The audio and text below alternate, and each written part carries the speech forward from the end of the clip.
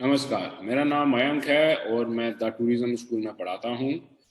जी हाँ, यह संभव है कि आप यूएसए का वीज़ा, जी हाँ, यूएसए का 10 साल का वीज़ा बिना आईटीआर, बिना बैंक स्टेटमेंट, बिना किसी डॉक्यूमेंट के ले सकते हैं, सिर्फ और सिर्फ पासपोर्ट के बेसिस पर।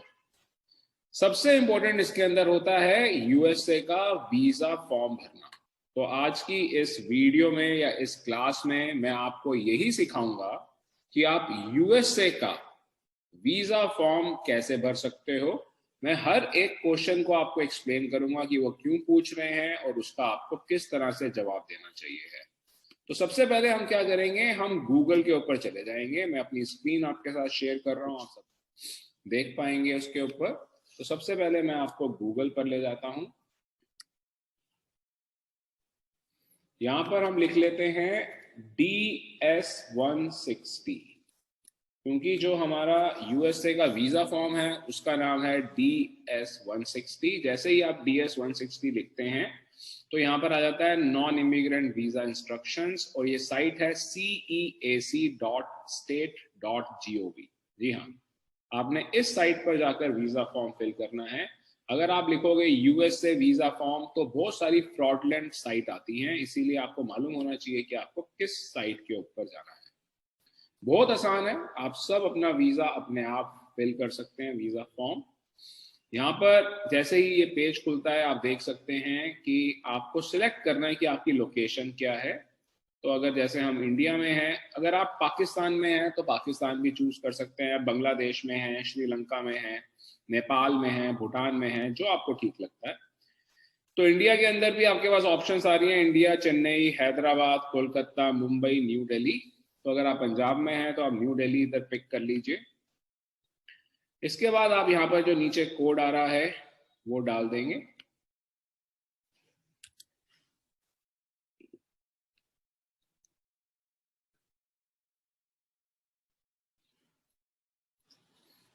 Start an application. जब आप यहाँ पर स्टार्ट करेंगे तो आपका फॉर्म भरना शुरू होगा, और मान लीजिए कि आपने जब फॉर्म भर लिया है उसको आप करेक्ट करना चाहते हैं तो आप रिट्रीव एन एप्लीकेशन करते हैं। तो अभी हम स्टार्ट एन एप्लीकेशन करेंगे।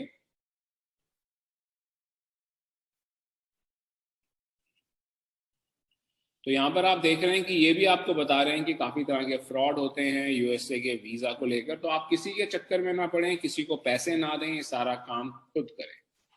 तो यहाँ पर ये आपसे कह रहा है कि आप टर्म्स एंड कंडीशंस को एग्री कर लीजिए। ये आपकी एप्लीकेशन आईडी आ गई है। देखिए नीचे बटन आ रहा है प्रिंट एप्लीकेशन आईडी। आपको ये सेव कर लेना चाहिए है, इसका प्रिंट आउट निकाल लेना चाहिए है। और ये आपसे कह रहे हैं कि कोई भी एक सिक्योरिटी क्वेश्चन आप चूज कर लीजिए, ताकि आपको जब रिट्रीव करनी पड़े आपकी एप्लीकेशन तो आप इसके बेसिस पे अपनी एप्लीकेशन रिट्रीव कर सकते हैं। तो काफी सारे क्वेश्चंस की यहाँ पर ऑप्शन हमारे को मिल रही है। तो यहाँ पर ये पूछ रहे हैं व्हाट वाज द नेम। मैं कोई भी क्वेश्चन पिक कर रहा हूँ, जैसे कि मैंने क्वेश्चन पिक किया कि आपके स्टफ एनिमल और टॉय का क्या नाम था। तो यहाँ पर मैं उसका नाम लिख लेता हूँ हेलो किटी। ठीक है, कुछ भी हो सकता है ये।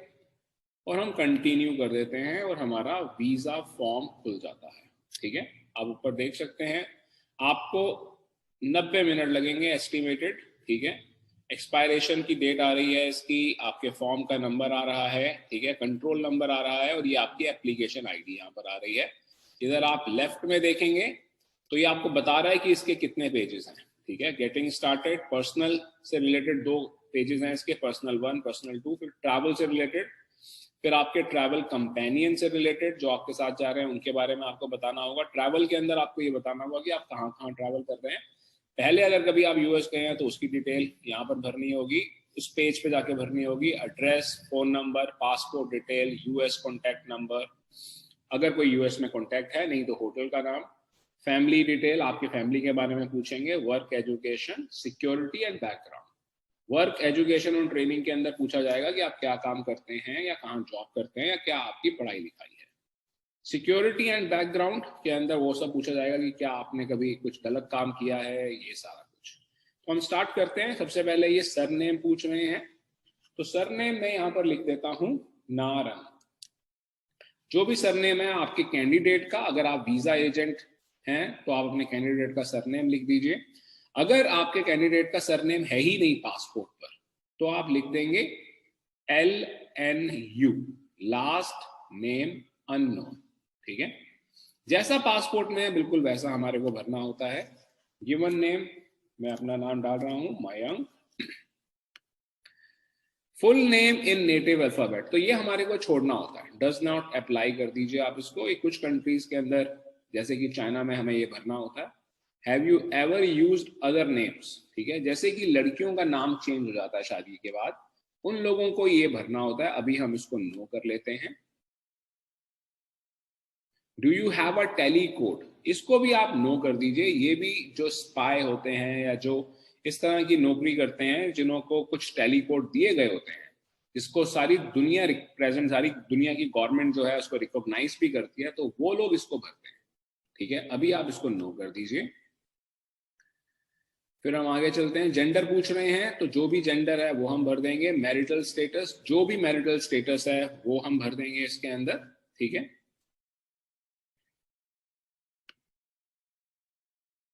Date and place of birth, तो ये कह रहे हैं कि आप अपनी date and place of birth बता दीजिए। तो डेट ऑफ बर्थ आपकी जो भी है वो डाल दीजिए। 18 साल, अगर आप बच्चे का भर रहे हैं तो 18 साल से कम का भी हो सकता है। जिस भी सिटी में बर्थ हुआ था ये भी पासपोर्ट पे लिखा हुआ होता है, तो जो पासपोर्ट पे लिखा है वही आप यहां पर भर दें।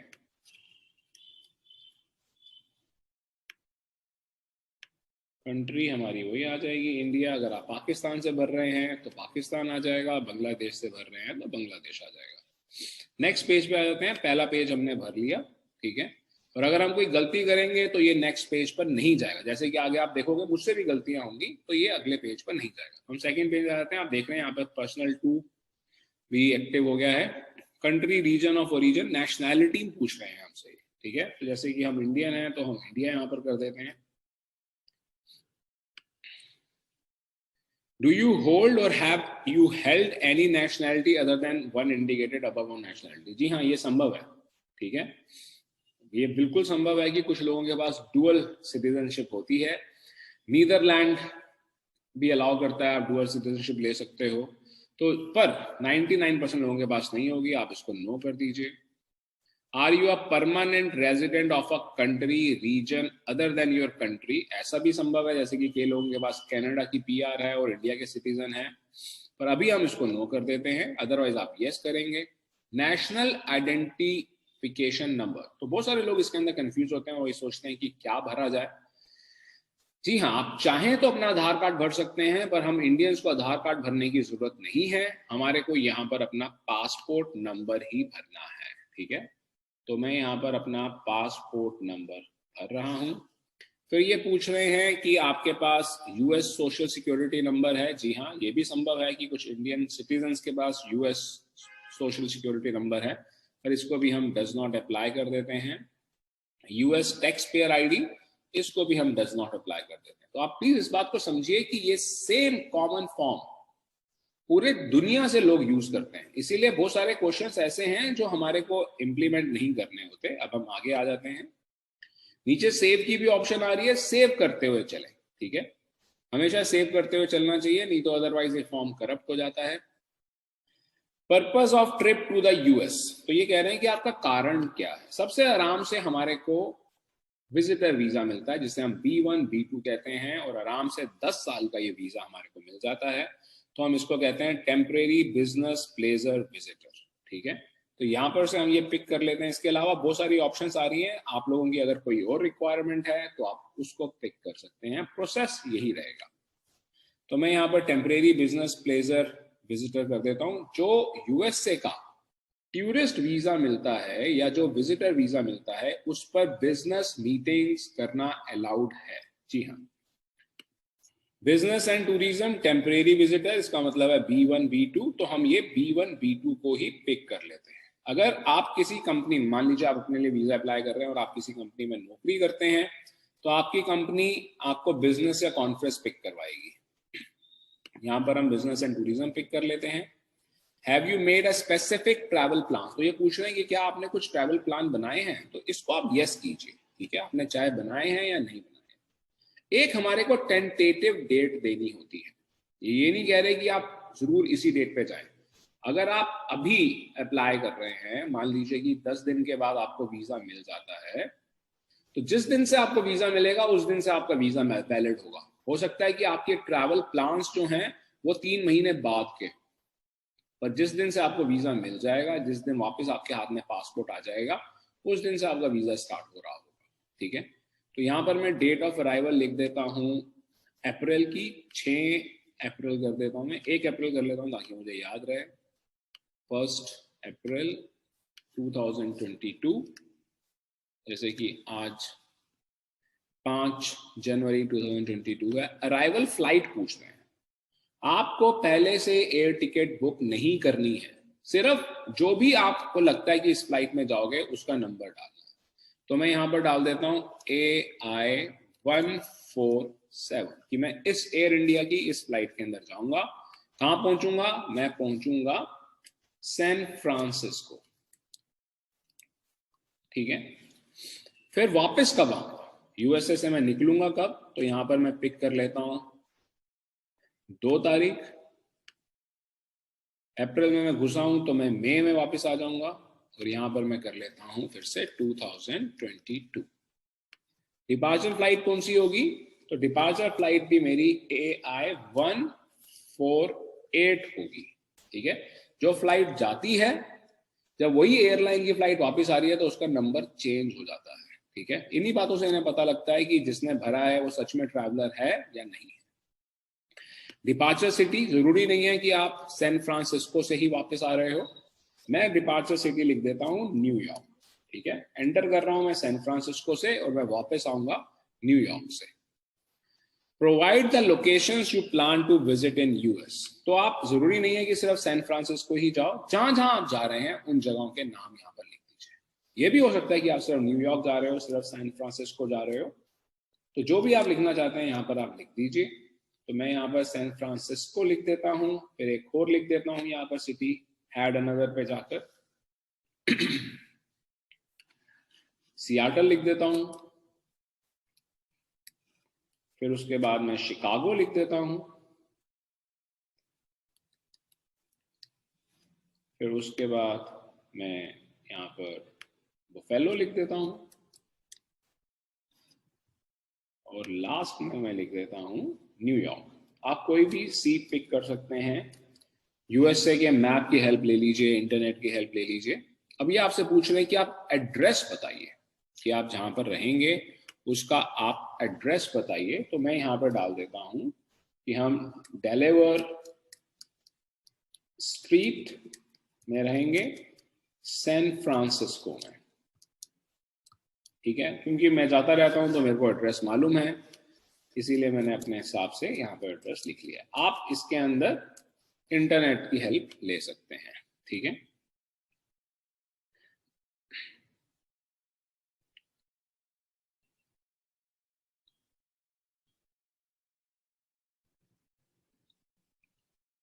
जिप कोड मांग रहा है, तो जो भी आप जिप कोड इंटरनेट की हेल्प से डालना चाहें वो आप यहां पर डाल सकते हैं। अब ये पूछ रहे हैं कि आपके ट्रिप का पे कौन करेगा। चाहे जो भी पे कर रहा हो, इसके अंदर बेस्ट आंसर होता है कि हम खुद पे कर रहे हैं। तो यहां पर हम सेल्फ कर देते हैं, पर अगर आप बच्चों के लिए भर रहे हैं तो आप पेरेंट्स कीजिए, अदर पर्सन कीजिए, ठीक है। अभी फिलहाल हम इसके अंदर सेल्फ कर देते हैं।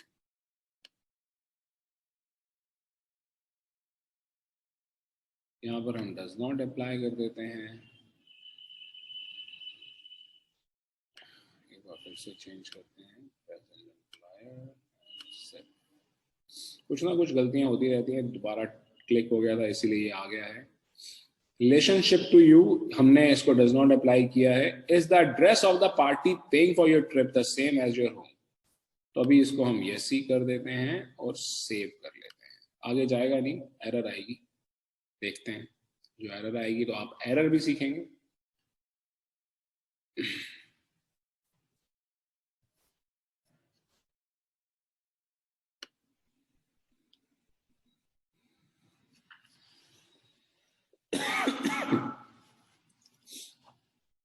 तो इसके अंदर एरर आ रखी है इस वक्त, इसीलिए ये आगे नहीं चल रहा है। यहाँ ऊपर आप देखें तो ये बहुत स्लो मूव कर रहा है। जब तक ये एरर ठीक नहीं होगी ये फॉर्म आगे नहीं बढ़ेगा। अभी अपने आप ही ठीक हो जाएगी, तब तक हमारे को थोड़ा सा वेट करना पड़ेगा। कुछ कॉमन क्वेश्चंस हैं, लोग पूछते हैं कि क्या हमारे को होटल बुक करना पड़ेगा? जब तक आपको वीजा नहीं मिलता आप होटल बुक मत कीजिए। कई लोग पूछते हैं कि क्या होटल बुक करना जरूरी है अगर हम किसी रिश्तेदार के पास रह रहे हैं? तो आप अपने रिश्तेदार का एड्रेस दे सकते हैं, उन्हों का नंबर दे सकते हैं जिनके पास जाकर आप रहेंगे, ठीक है। जब तक आपको वीजा नहीं मिल जाता तब तक ना ही होटल बुक करना मैंडेटरी है, ना ही कोई फ्लाइट बुक करना मैंडेटरी है। ऐसा कुछ भी मैंडेटरी नहीं है। आप वीजा ले लीजिए, उसके बाद आपको ये सारी चीजें करनी है। बहुत सारे लोग पूछते हैं कि यूएस के केस में हमारे बैंक में कितने पैसे होने चाहिए हैं, क्या हमारे को बैंक स्टेटमेंट देनी है? पहली बात तो आपको बैंक स्टेटमेंट नहीं देनी है, आपको आईटीआर नहीं अटैच करनी है, ऐसा कुछ भी आपको यहाँ पर अपलोड नहीं करना है। आपके बैंक अकाउंट के अंदर फिर भी 2 से 3 लाख रुपए अगर हो तो ज्यादा अच्छी बात है, ठीक है। तो कोशिश करें कि जिसके लिए भी आप अप्लाई कर रहे हैं उसके बैंक अकाउंट में 2 या 3 लाख रुपए या उससे ज्यादा पैसे हों, बट एकदम से ये पैसे ना डलवाएं, ठीक है। फिलहाल इस वक्त ये ब्लॉक हो चुका है और दोबारा से स्टार्ट हो गया। तो इस तरह की काफी कॉमन प्रॉब्लम आती है, तो हम दोबारा से इसको करेंगे और आगे बढ़ेंगे।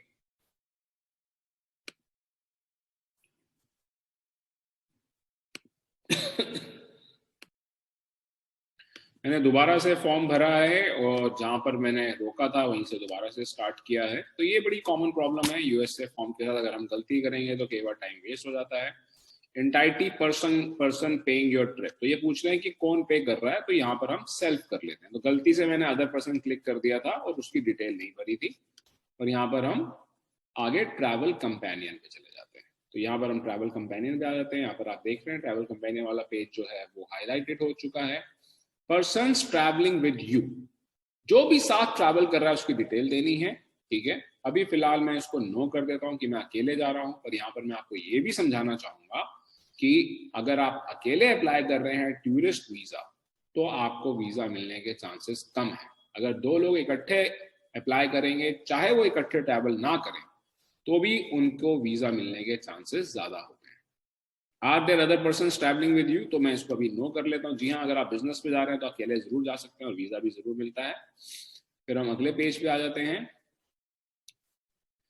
अभी हमसे पूछ रहे हैं कि प्रीवियसली आपने क्या यूएस विजिट किया, have you ever been to US? तो मैं कह देता हूँ नो। अगर किया होगा तो आपसे वीजा की डिटेल मांगेंगे, तब तो वीजा मिलना ही मिलना है। Have you ever been issued a US visa, तो अभी इसको भी हम नो कर देते हैं, क्योंकि आप लोगों के पास ज्यादातर वो लोग होंगे जो पहले कभी यूएस नहीं गए होंगे। जिन्हों का पहले यूएस का वीजा लगा हुआ है उनको मालूम है, उनको ये सीखने की जरूरत भी नहीं है।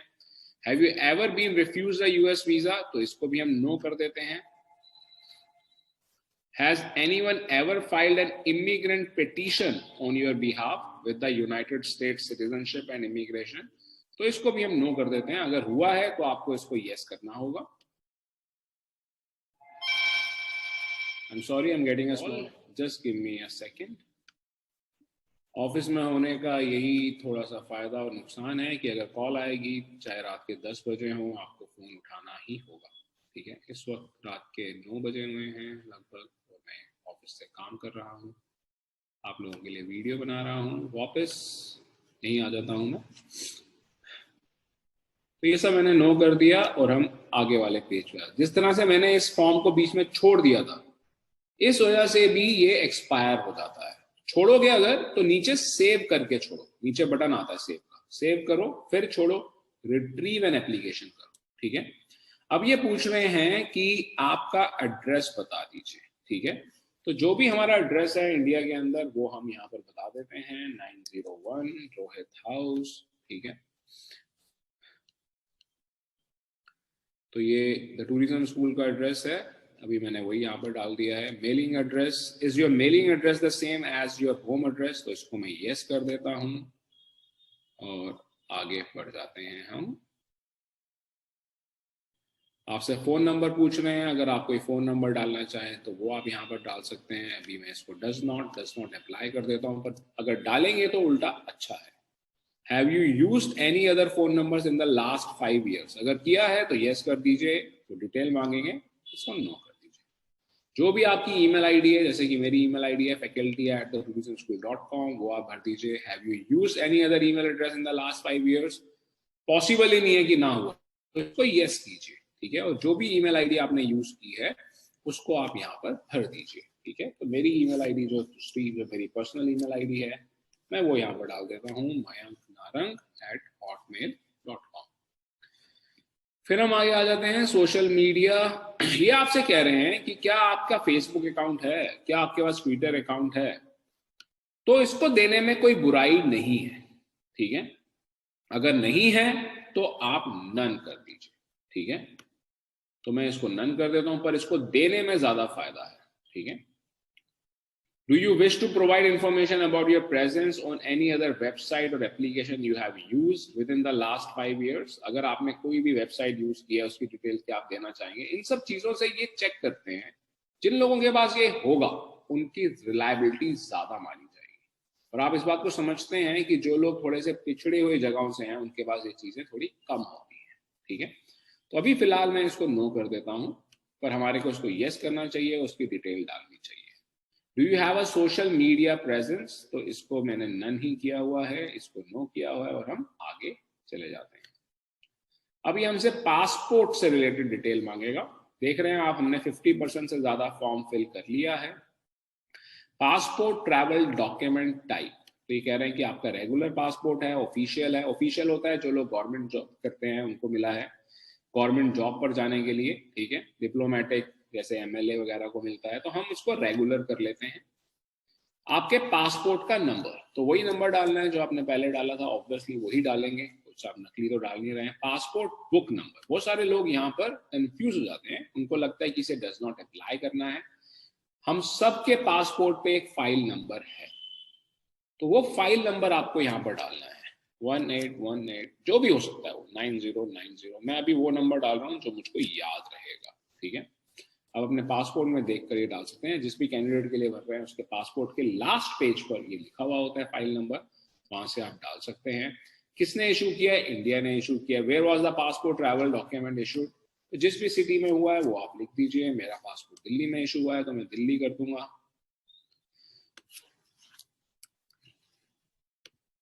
Country India. Issuance state, obviously passport के ऊपर लिखी हुई है, तो मेरी इशुएंस स्टेट हो सकती है जनवरी 2020।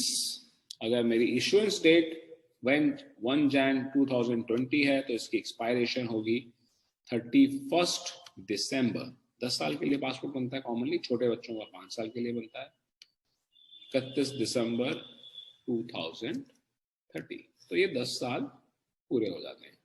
Have you ever lost a passport? तो ये भी एक गलत बात होती है। अगर हमारा पासपोर्ट लॉस्ट हुआ है, चोरी हुआ है, अगर हुआ है तो यस करना पड़ेगा। मेरे साथ ऐसा कभी नहीं हुआ तो मैं इसको नो कर लेता हूं और मैं आगे चला जाता हूं। बहुत आसान है फॉर्म भरना। अब ये आपसे कह रहे हैं कि कॉन्टैक्ट पर्सन और organization in the United States, क्या कोई कॉन्टैक्ट पर्सन है आपका यूनाइटेड स्टेट में, ठीक है। तो मैं यहां पर कह रहा हूं कि मेरा कोई कॉन्टैक्ट पर्सन नहीं है, तो डू नॉट नो कर देता हूं मैं इसको। ऑर्गेनाइजेशन नेम को भी मैं डू नॉट नो कर देता हूं और आगे चला जाता हूं। तो ये इस चीज को नहीं ले रहा है, इसको हमें भरना ही पड़ेगा। तो यहां पर हमारा कोई कॉन्टैक्ट पर्सन नहीं है तो हम होटल का नाम डालेंगे। हम यहाँ पर नाम डालेंगे 4 पॉइंट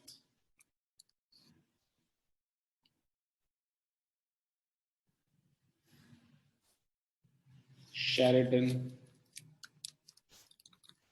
होटल।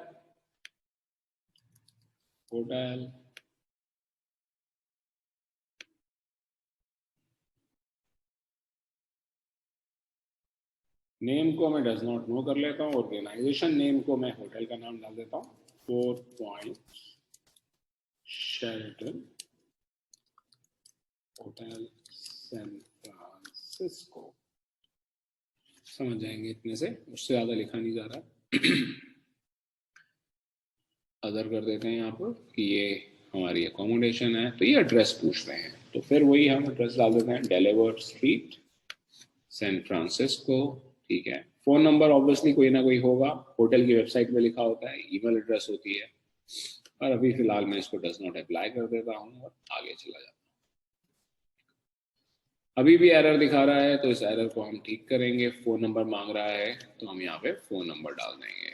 ठीक है, 09876 0987654। ठीक है, और नेक्स्ट कर लेंगे। अब ये हमारी फैमिली इंफॉर्मेशन पर आ गया है। ये हमारी फैमिली के बारे में पूछ रहा है। सरनेम, फादर्स फुल नेम, अगर सेम है तो अच्छी बात है, जरूरी नहीं है सेम हो, कई लोगों के फादर का सरनेम अलग होता है। गिवन नेम, जो भी फादर का नाम है वो लिख दीजिए आप।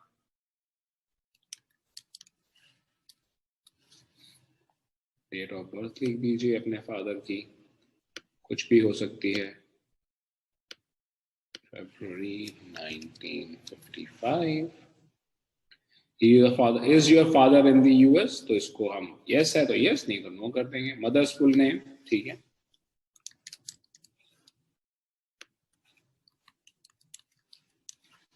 डेट ऑफ बर्थ, तो ये भी कुछ भी हो सकती है। Is your mother in US? तो इसको हम नो कर देते हैं। Do you have any immediate relatives not including parents in the United States? तो यहाँ पर बहुत सारे लोगों को लगता है कि रिलेटिव्स की डिटेल देनी चाहिए, पर अगर आप अपने रिलेटिव्स के बेसिस पर नहीं जा रहे हैं तो उनकी डिटेल नहीं देनी है, तो इसको मैं नो करूँगा। अगर मेरे रिलेटिव होंगे तो भी मैं इसको नो करूँगा। ठीक है, do you have any other relative in the United states, तो इसको भी मैं नो करूँगा। ठीक है, अब ये आगे मुझसे मेरी एजुकेशन के बारे में और मैंने जो भी ट्रेनिंग ली है उसके बारे में पूछेंगे। प्राइमरी ऑक्यूपेशन, जो भी प्राइमरी ऑक्यूपेशन है वो हम यहाँ पर लिख देते हैं। रिटायर्ड लिखना चाहते हैं आप, रिटायर्ड लिख दीजिए।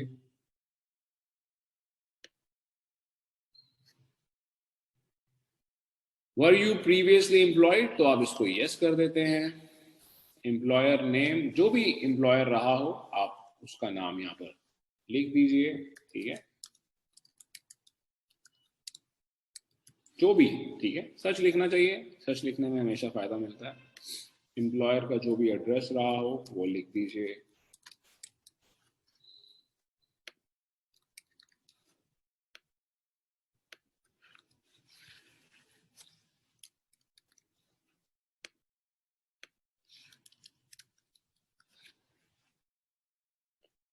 फोन नंबर, ऑब्वियसली जहां पर हम जॉब करते हैं वहां का फोन नंबर कोई ना कोई होता है।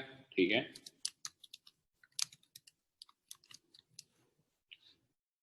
सुपरवाइजर का नाम होना अच्छी बात है।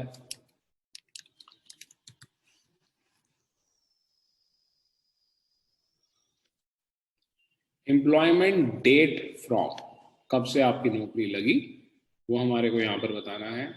तो यहाँ पर हम कर देते हैं 1 जन अप्रैल, कर देते हैं अप्रैल 1995। एम्प्लॉयमेंट डेट, जब आप रिटायर हुए वो आप डेट यहाँ पर लिख दीजिए, जब भी आप रिटायर हुए। अगर रिटायर नहीं हुए हैं तो अभी आज की डेट आप डाल देंगे। ठीक है,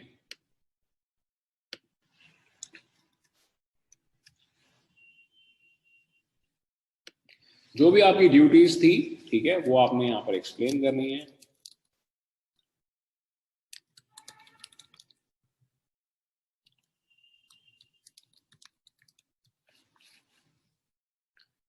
Have you attended any educational institution at a secondary level or above? अगर आपकी क्वालिफिकेशन अच्छी है तो आप इसको यस करेंगे, इसका यस होना आपके फायदेमंद है। ठीक है, फिर ये पूछेंगे कि कौन से स्कूल कॉलेज में आप पढ़े हैं, तो उसका नाम देना पड़ेगा। ठीक है, नेम ऑफ इंस्टीट्यूशन,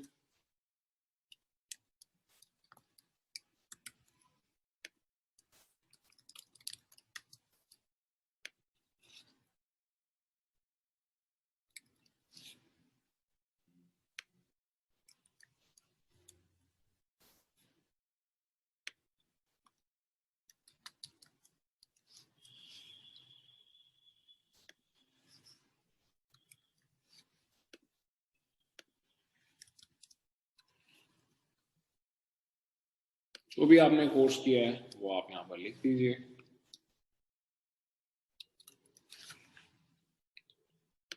कब से कब तक किया है वो लिख दीजिए।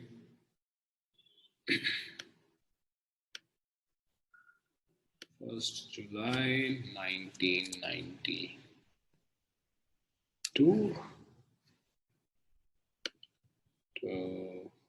1 मई 1995। और अगर क्वालिफिकेशन है तो उसको आप ऐड करेंगे। मैंने आपको समझा दिया है इसलिए मैं अपनी और क्वालिफिकेशन ऐड नहीं करूंगा सर, आगे बढ़ जाऊंगा। ठीक है, कुछ गलती हुई है इसके अंदर वो हमें बताएगा। टेलीफोन नंबर पूछ रहे हैं तो स्कूल कॉलेज का टेलीफोन नंबर, तो अगर आप इसी कैंडिडेट के लिए भर रहे हैं तो उससे पूछ के रखिए। ठीक है, 01123456789 जो भी नंबर हो सकता है। ठीक है, आगे चल लेते हैं। अब हम आ जाते हैं work and education. Language, do you belong to a clan or tribe? तो अगर कोई छोटे क्लैन या ट्राइब से बिलोंग करता है, क्लैन मतलब कि जैसे हम सब किसी ना किसी क्लैन से बिलोंग करते हैं। ठीक है, बट अगर कोई स्पेसिफिक क्लैन है, कोई कास्ट ऐसी है जिसको आप स्पेसिफाई करना चाहते हैं तो आप इसको यस कीजिए, अदरवाइज कॉमनली इसे नो किया जाता है। Provide a list of languages you speak, तो जो सी भी लैंग्वेज आप बोलते हैं वो आप लिख दीजिए।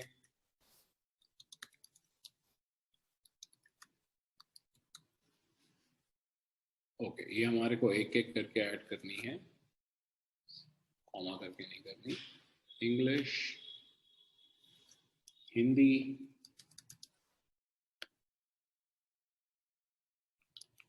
डच, जो भी लैंग्वेज अगर आपको आती है तो, and Punjabi, your mother tongue. Have you travel to any countries regions within the last 5 years? ठीक है, अगर ट्रैवल किया तो अच्छी बात है, फिर इसकी ये डिटेल मांगी। ठीक है, पासपोर्ट में होती है, अगर आप इस कैंडिडेट के लिए कर रहे हैं तो उसके पासपोर्ट में होगा। मैं इसको नो कर देता हूं। Have you belonged to, contributed to or worked for any professional, social or charitable organization? अगर यस करना चाहिए यस कर दीजिए, नो करना चाहिए नो कर दीजिए। जो सच्चाई है वो कीजिए आप। Do you have any specialized skills or training such as firearms, explosives? अगर यस है तो उसकी डिटेल देनी होगी, टाइम लगेगा, अभी इसको मैं नो कर देता हूँ। Have you ever served in the military? फिर उसकी भी डिटेल देनी होगी, इसको भी आप नो करना चाहिए नो, पर सच बोलना चाहिए, अगर किया है तो यस करना चाहिए। Have you ever served in, been a member or been involved with a paramilitary? अगर सच है तो बिल्कुल यस कीजिए, नहीं तो नो कीजिए और उसकी डिटेल दीजिए। अब हम आ जाते हैं सिक्योरिटी एंड बैकग्राउंड। इसके अंदर ज्यादातर हमारे पास जो जवाब होते हैं वो नो नो नो होते हैं कि आपने कभी public health, do you have a communicable disease of public health जैसे कि कोविड-19, तो इन सब का जवाब ज्यादातर नो ही होता है। कि आपने कभी ड्रग्स ली हैं, कभी आपने कुछ फिजिकल डिसऑर्डर है, तो जो सच है वो लिखिए। अगर ड्रग्स लेते हैं तो भी सच मत लिखिए, बोल दीजिए ये ड्रग्स नहीं लेते हैं। ठीक है, okay. Have you ever been arrested? अगर अरेस्ट हुए हैं तो आप यस बोल सकते हैं, कोई बड़ी बात नहीं है अरेस्ट होना। हैव यू एवर वॉलेटेड और engage in a conspiracy? Arrest कई बार लोग अच्छे काम के लिए भी होते हैं, अदरवाइज अरेस्ट होना गलत बात ही है, तो इसको नो कर दीजिए। ठीक है, are you coming to the United States to engage in prostitution? Obviously आप इसको नो करेंगे। ठीक है, have you ever been involve in or do you seek to engage in money laundering? इसको भी आप नो करेंगे। ठीक है, कभी आपने कोई क्या कहते हैं ह्यूमन ट्रैफिकिंग, जिसे कबूतरबाजी कहा जाता है, तो इसको भी आप नो करेंगे। ठीक है, ऑब्वियसली जिसने किया भी होगा ये, वो इसको नो ही करेगा। ठीक है, have you ever knowingly aided, abetted, assisted or colluded with an individual who has committed or conspired to commit severe human trafficking, कबूतरबाजी? ठीक है, तो इसको भी नो ही करना है। ठीक है, are you the spouse, son or daughter of any individual who has committed any wrong thing? तो उसको भी आप नो ही करके चलेंगे। ठीक है, तो यहां पर हम आगे आ जाते हैं। फिर से इसी तरह के क्वेश्चंस हैं, इनको मैं नो करूंगा सबको। ठीक है, ताकि आपका भी थोड़ा वक्त बच सके। तो ज्यादातर ये गलत चीज है कि आप टेररिस्ट तो नहीं थे, आपने ये उल्टा सीधा कुछ काम तो नहीं किया, आप जेल तो नहीं गए, आपके ऊपर कोई क्रिमिनल केसेस चल रहे हैं। बहुत लोगों को लगता है कि अगर कोई क्रिमिनल केस चल रहा है, चला था, ठीक है, चल रहा है तो ऑब्वियसली नहीं जा सकते, पर अगर चला था तो जरूर जा सकते हैं। बहुत से ऐसे एग्जाम्पल हैं जिन्हों को वीजा मिला है, आप कई सेलिब्रिटीज को जानते हैं, कुछ क्या कहते हैं मैं नाम नहीं लेना चाहूंगा, काफी मिनिस्टर्स भी हो सकते हैं ऐसे। Have you ever sought to obtain or assist others to obtain a visa, ठीक है, तो इसको भी आप नो करके चलिए, चाहे आप एजेंट हो। Have you ever been removed or deported, इसको भी नो करके चलिए, ठीक है। तो इन सबको हम नो करते हुए चलेंगे और हम लास्ट पेज पर आ जाते हैं। ये कह रहे हैं have you ever withheld custody of US citizen, no, ठीक है। Have you voted in the United States, अगर आपने वोलेशन की है, कुछ किया तो यस कीजिए, अदरवाइज इसका भी जवाब नो ही है। अब ये कह रहे हैं कि आप इसको देख लीजिए, आपका फॉर्म पूरा भर गया है, कुछ एडिट करना है तो एडिट कर लीजिए, अदरवाइज आप इसको अच्छी तरह से चेक कर लीजिए, ठीक है। हर पेज को आप अच्छी तरह से चेक कर लीजिए, कहीं पे भी चेंज करना है उसको चेंज कर लीजिए। आपको इसका प्रिंट निकालना है तो देखिए ऊपर प्रिंट का बटन आ रहा है, मेरी सलाह आपको ये रहेगी कि आप इसका प्रिंट जरूर निकालें, ताकि आपको मालूम रहे कि जब आप इंटरव्यू पे जा रहे हैं उससे पहले इसको पढ़ें कि आपने उसमें क्या डिटेल डाली थी, क्योंकि जो इंटरव्यू होगा वो इसी के बेसिस पर होगा। प्रिंट आउट निकाल के रखें, और अगर आप एक एजेंट हैं तो अपने क्लाइंट को इसका प्रिंट आउट निकाल कर जरूर दें, ठीक है। कुछ भी आपको एडिट करना है तो यहाँ पर एडिट कर सकते हैं, हर जगह एडिट की ऑप्शन आ रही है, और फिर यहाँ पर आप इसको साइन एंड सबमिट कर सकते हैं, ठीक है, और हमारा फॉर्म कंप्लीट हो जाता है, ठीक है। साइन एंड सबमिट के अंदर आपको कुछ नहीं करना है, ये आपसे पूछ रहे हैं, डेट अपने आप आ गई है, ठीक है। आप यहाँ पर देख सकते हैं हमने स्टार्ट किया था 7:42 पे, और 7:42 PM, और अभी 8:13 हैं। Did anyone assist you in filing out this application? तो इसको नो ही करना होगा, चाहे आप किसी कैंडिडेट के लिए कर रहे हैं, ठीक है। फिर ये कह रहे हैं कि आप ई सिग्नेचर कीजिए, मतलब पासपोर्ट नंबर डाल दीजिए अपना, कोई साइन नहीं करने हैं, ठीक है। और ये हम कोड यहाँ पर डाल देते हैं और हमारी एप्लीकेशन सबमिट हो जाएगी। इसके बाद हमारे को फीस पे करनी होती है, अपॉइंटमेंट लेना होता है, और इंटरव्यू पर जाना होता है। इंटरव्यू के अंदर सवाल पूछे जाएंगे, उनके हम ठीक ठीक जवाब देंगे और हमारे को वीजा मिल जाएगा। तो इतना आसान है वीजा लेना।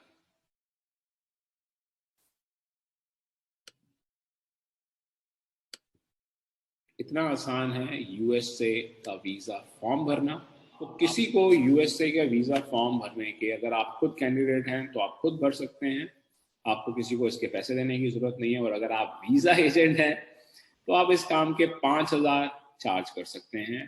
कुछ लोग हैं जो 10,000 भी चार्ज करते हैं, पर मैं आपको सलाह यही दूंगा कि ये बहुत आसान काम है, किसी से ज्यादा चार्ज ना करें। तो इस ढंग से हम अपना वीजा फॉर्म फिल कर सकते हैं, जो कि बहुत आसान है। अगर आपके कुछ सवाल हो तो आप उनको कमेंट बॉक्स में छोड़िए, मैं उनका जवाब दूंगा, ठीक है।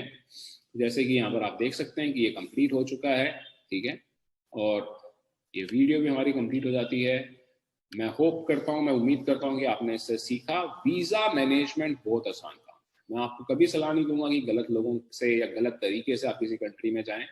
आप जो कोई भी हैं, अगर आपका ख्वाब है इंडिया से बाहर जाना, तो आप लीगल तरीके से बड़े आराम से, बिना लोगों को लाखों रुपए दिए, तो जा सकते हैं। बिना लोगों के आगे हाथ जोड़े, ना बिना किसी का एहसान लिए आप खुद जा सकते हैं।